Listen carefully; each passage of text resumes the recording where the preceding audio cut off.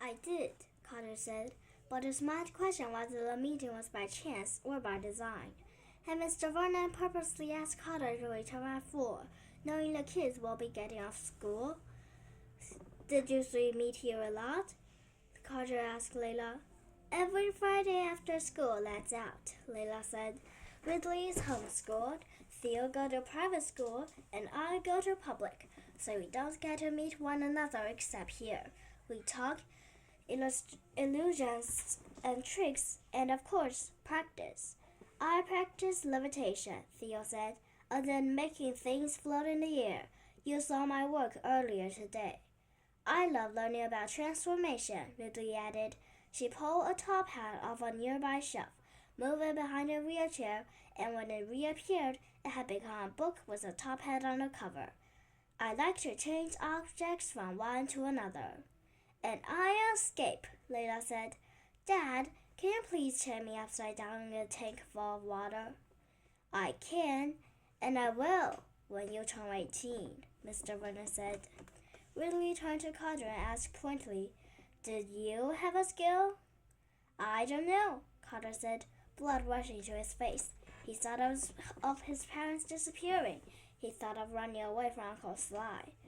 I guess you could say I make things vanish. I could say that, Ridley asked with a smirk. We should say that, Theo finished, raising an eyebrow at her. Making things vanish is a fantastic skill for magicians, Mr. Vernon interjected. Using a similar technique in reverse is called projection. I suspect you're quite good at both. After all, many magicians' routines use a combination of those very ideas. A great magician learned to master not one but many of the various effects. For example, the classic cup and balls use vanishes, productions, penetrations, transformations, and transportations. Friend, this is very good information to know when learning about magic. I hope you're writing it all down. How long have you been practicing magic? Carter asked. Since I was about your age, Mr. Vernon said. Back then, I had a group of friends who would get together, just like these three do now. When I grow up, I want to be known as the first female Houdini, Layla said. I will take after Harry Keller and levitate a princess, Theo noted, or maybe even a queen, if I can find one. No one is as great as John Neville Mascagni, commented Ridley. He was not only a stage magician, but an inventor and a writer as well. The three began to argue. Clearly, this was an argument they had many times before, and there will be no winner.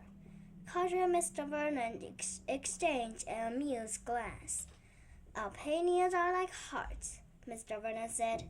Everybody's got one. Not everybody, Carter answered. I know some people seem pretty heartless. Still full of doubt, I see, Mr. Vernon squinted at him. No matter, a healthy amount of skepticism is not a bad thing, especially when trying to make new friends. Friends? Carter echoed. Isn't that why you're here? Mr. Vernon asked. Carter sat his jaw. I'm here because you told me to come back at 4 o'clock. Is that so? You were a little late. Up went a pointy-eyed white eyebrow. You probably didn't notice, though, because you were so busy strolling down Main Street with this trio, who definitely do not want to be your new friends. Layla, Theo, and Ridley emerged from a huddle. They were all staring at Carter. What is it? He asked, his voice cracking. What did I say?